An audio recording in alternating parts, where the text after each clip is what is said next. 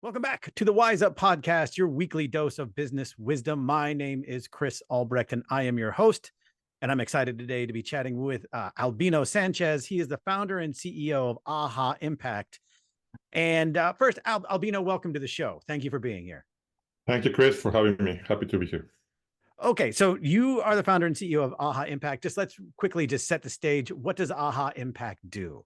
AHA Impact is a consultancy firm, an executive coaching firm where we do business transformation services. Excellent. All right. Now, I could talk to you about a lot of things. You have just contributed to a book called Cracking the Rich Code. Your chapter in it kind of outlines some of your business history, starting with, working at one of your father's convenience stores, and then, working your way up through various other stores. But what I want to focus on real quick, because what I think is really interesting, is you were a water skiing champion in Mexico, correct? Correct. So, okay.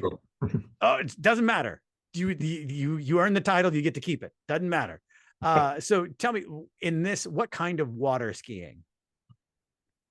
Well, the traditional competition in water skiing it has three disciplines, three different skis. So one is called trick skiing, where you have two opportunities to possible, and each trick has certain points. Mm-hmm. And then there's another ski, which is slalom, where you go around several buoys, and the boat keeps increasing speed, and the number of buoys you make, the most number, the better. And the third ski is ramp, where you jump as high as and long as possible. So those were the three disciplines where I used to compete. Which one was your best? Trick skiing. Oh, okay. Cool. Yeah. I was never able to really get up on water skis. I stuck with the knee boarding because I was too scared of face planting. But I bring that up not just to sort of boost you up a little bit, but also because sports seems to be a recurring theme in your coaching and in sort of your business life. So I'm wondering, from your perspective, what do you think sort of people can take? Or let's start it this way. How do you incorporate sort of sports into your business life? What did you take from that you apply throughout your career? Well, first of all, competing at a very high level, as being myself a high performing athlete, all that training I went through that, built in me those habits that then I brought to my businesses and to my experiences as a manager for other companies, etc. So that was my first takeaway or asset that sports gave me, which is the discipline of being there day after day, training, in improving and learning and being self-aware, self-disciplined, and being open to be coached by your coach, by others, receiving feedback, also asking questions. And so all that gave me, like, I'm thinking about the Karate Kid movie, right? Miyagi-san saying wax on, wax up. So that's all that builds strength, inner strength, self-awareness, and habits that will be helpful for you for your whole life. So that's why it's so important that we practice sports, or that we invite our kids to do sports at an early age, and that builds a lot of resilience as well, and it has a lot of benefits. Yeah. All right. So AHA Impact does executive coaching. And so I'm wondering, you just talked about being coachable. So what did you take sort of from your sporting life that you can apply directly, as in being like an executive coach? Yeah, totally. Well, I learned at that young age. I had like this phase of my life started when I was around 5 years old, 6 years old, all the way to around 25 years old. So in that phase, I had several coaches, and I learned to be open to coaching, to be open to feedback, and later on in life, I became a business consultant, and I helped organizations with strategy, and I brought, techniques and KPIs and projects, all that. But I realized that organizations were not really, I was not having an impact in the organization. And I was wondering, what's the missing piece? And then I realized that those organizations that really changed were those that had great leadership. So then I asked myself, hey, how can I help leaders to, bring those new initiatives and really make people be really engaged, etc. So then I realized that to develop leadership, one of the best tools there are in the market out there is coaching. Coaching is a great way to be, to learn about oneself, to grow much faster, right? So that's why I decided to become a coach. And now I do, in AHA Impact, we do both things. We help organizations with all that, technology and management, right? All those tools. But also we mix that with the soft part, the people part, through coaching. And that combination is so powerful. And that's why we are doing business transformation. Yeah. So there are a lot of coaches out there. How do you make AHA Impact sort of stand out, right? Like, what is sort of your unique take, or what do you think you offer that's different from the myriad other coaches that are out there?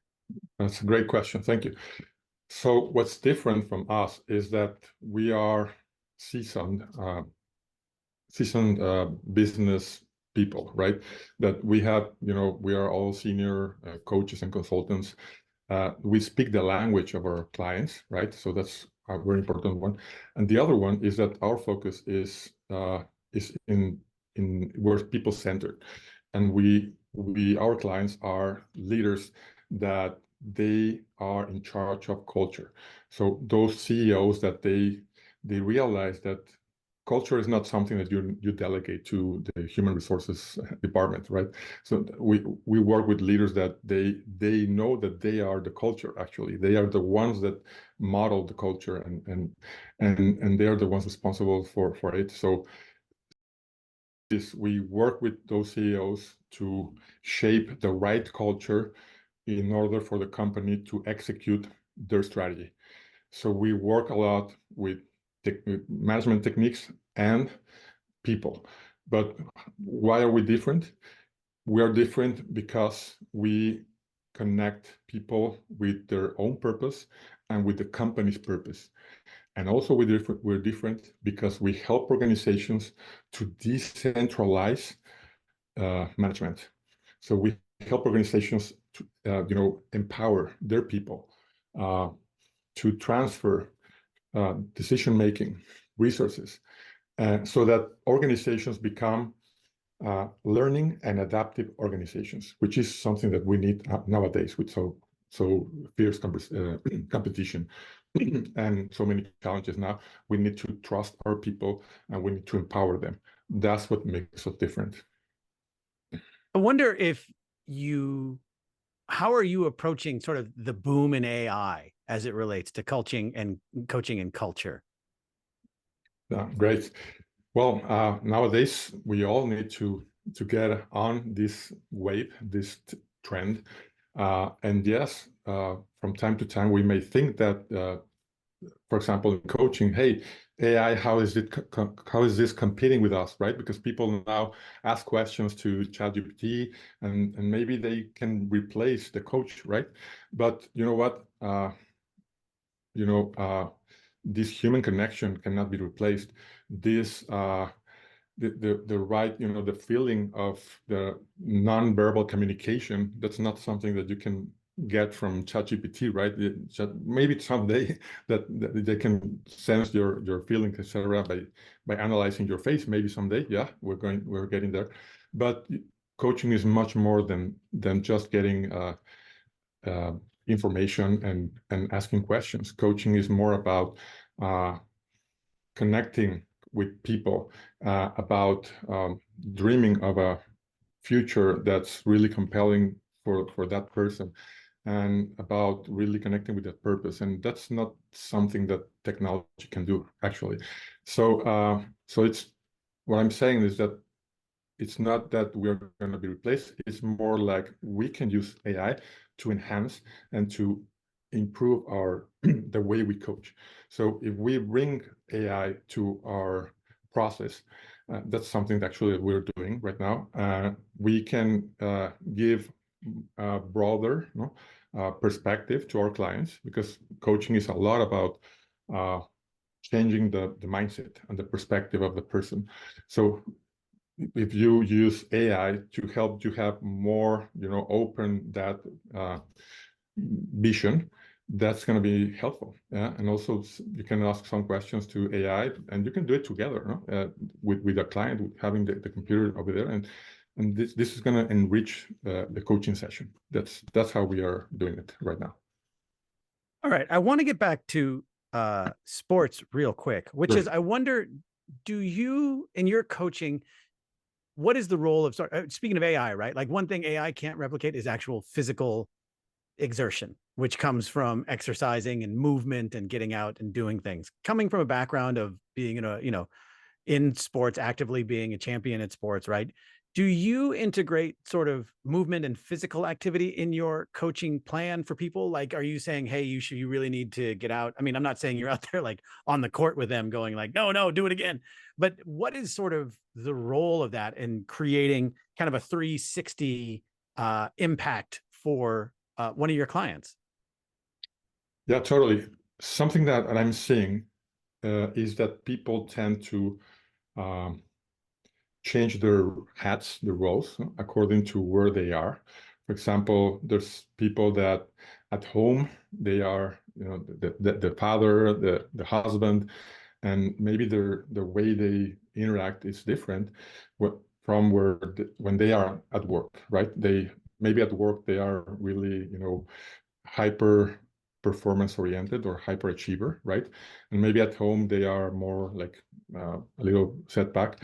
But what happens here is that what I recommend my clients is that we need to integrate our life.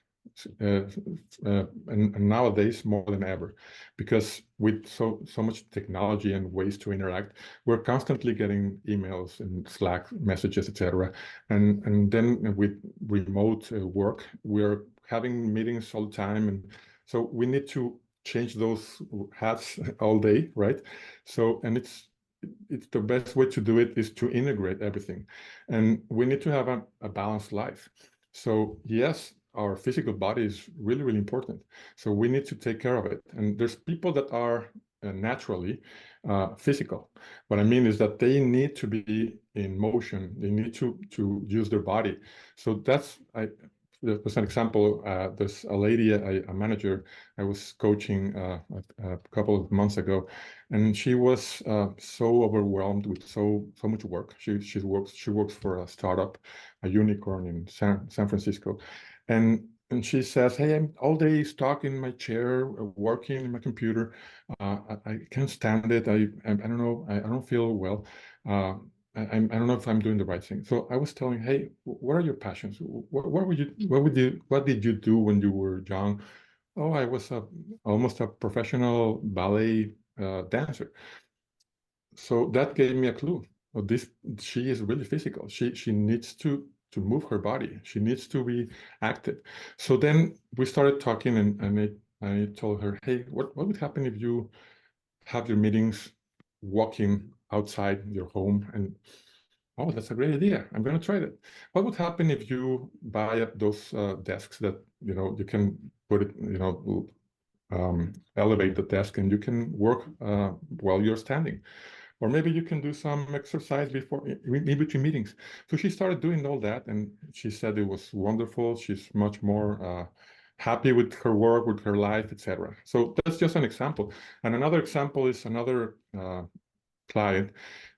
I realized that she was also overwhelmed with work, etc. And her style is that she's really social, and she was not interacting with many people. Now that we are remotely, we are at our home office, and we are really isolated, right?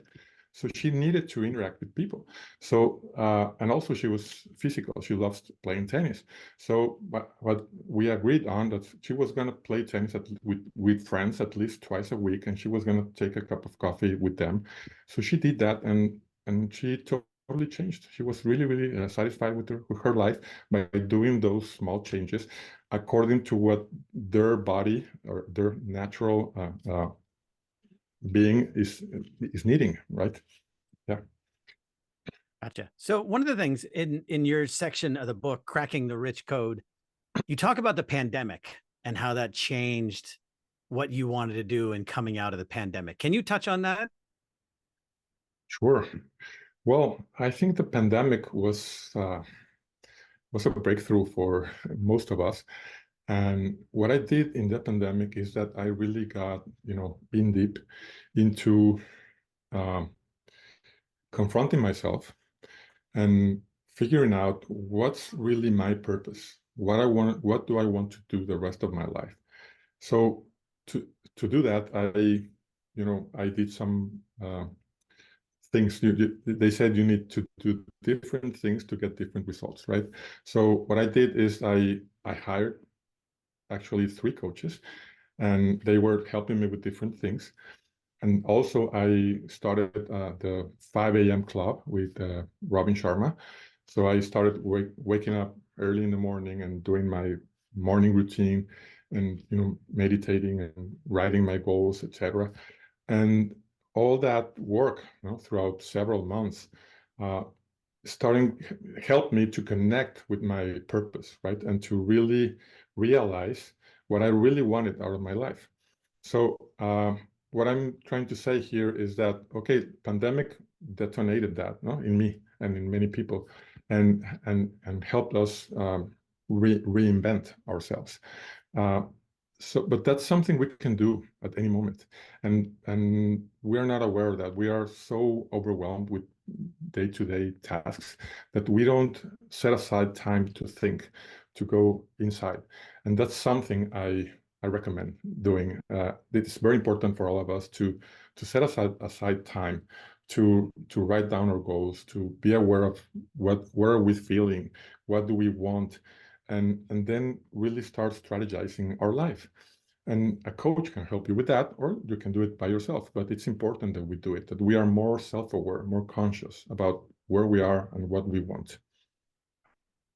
Gotcha.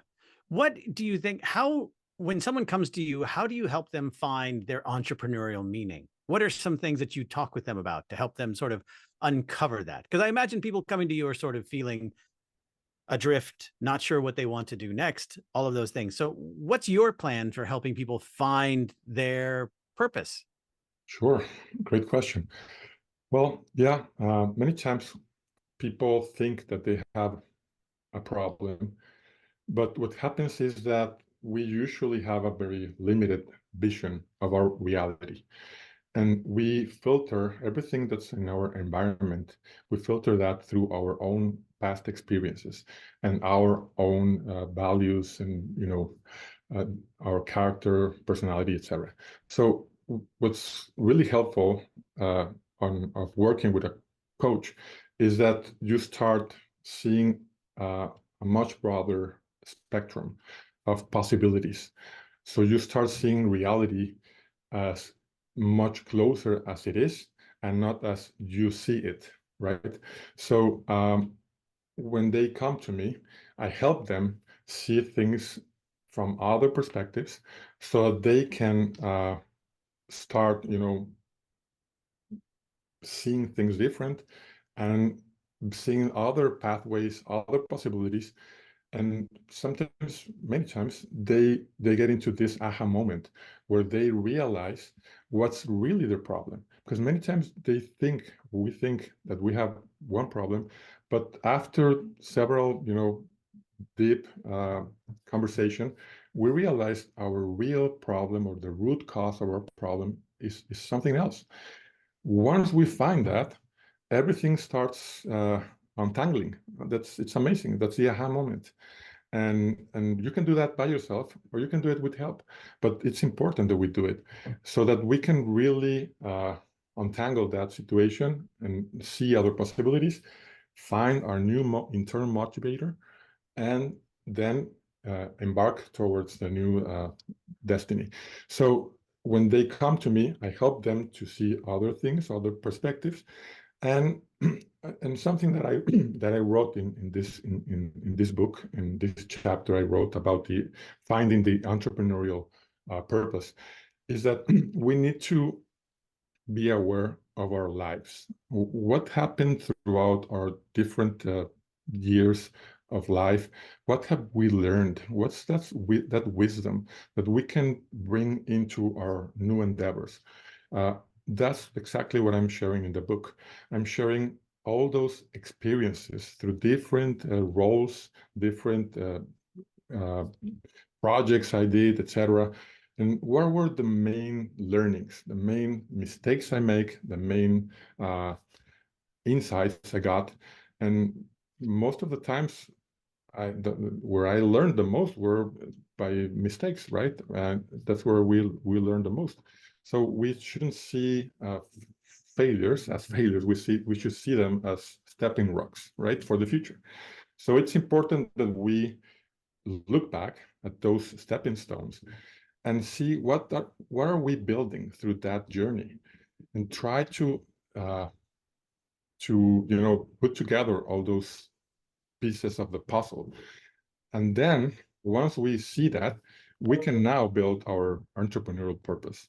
That's exactly what I'm sharing in the book, how all those stepping build up into the 3 businesses I'm starting now, right? So yeah, I help my clients go through that process and find that purpose.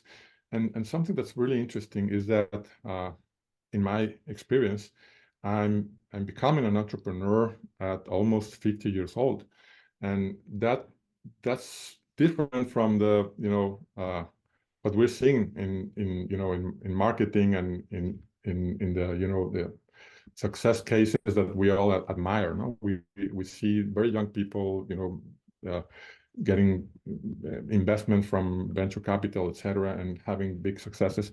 But those are those are few examples.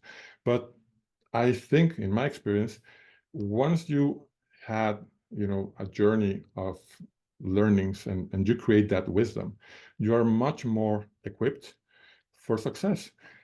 And if you are connected to that purpose, then you're going to do something that you are really good at, that you have talent, that you have learned a lot through the years, and the odds of being successful are much higher, right? So I think it's much more wise to be an entrepreneur after you had several decades of experience and you have learned a lot from those, and then you take all that wisdom and put it into your new entrepreneurial endeavor.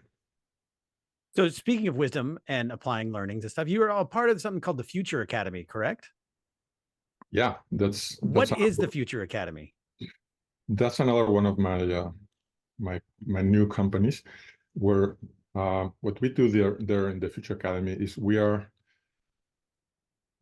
developing a new type of education, where we help kids acquire or get the skills for real life.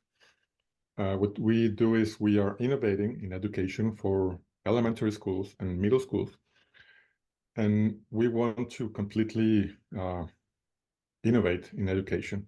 So we're bringing together different frameworks for several countries, and I have partnered with experts in education, and we are going to start our first school in Mexico in a couple of years, and where we are going to completely change the game in education. We are going to bring in technology.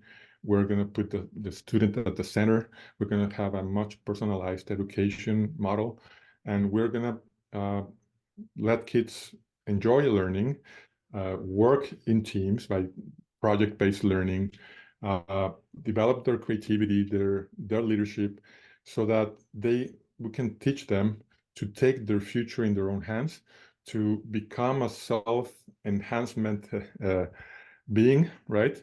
And they can have the right mindset. for next for the future, right? That's because nowadays the traditional education is very individualistic. The traditional education limits creativity. It's not so fun to do. Treats everyone the same way. So there's a lot of it's like industrial production. That's the traditional education. No, we're going to flip that, and we're going to do something that's really aligned to the reality that we're living in business. That's what we're doing. All right. Taking that wisdom, paying it forward to the next generation. I love it. Albino Sanchez, thank you so much for being on the show. You have written a chapter in the book, Cracking the Rich Code. Go find it there. And Albino, if people wanted to find out more about AHA and making an impact, where should they go? The best place is to reach out through LinkedIn. So look for Albino Sanchez, and let's put the link in. We'll put a link in the show notes for sure. Perfect. So that's the best way to reach out through LinkedIn, and I'll be happy to chat. And also, if you get the book, you can get it through Amazon, and then you can learn a lot about this path, this journey. You look it in Amazon, you just type Albino Sanchez, Cracking the Rich Code, Volume 11, and there it is. Sounds great. Albino, thank you so much for being on the show today. Thanks so much for the invitation, Chris.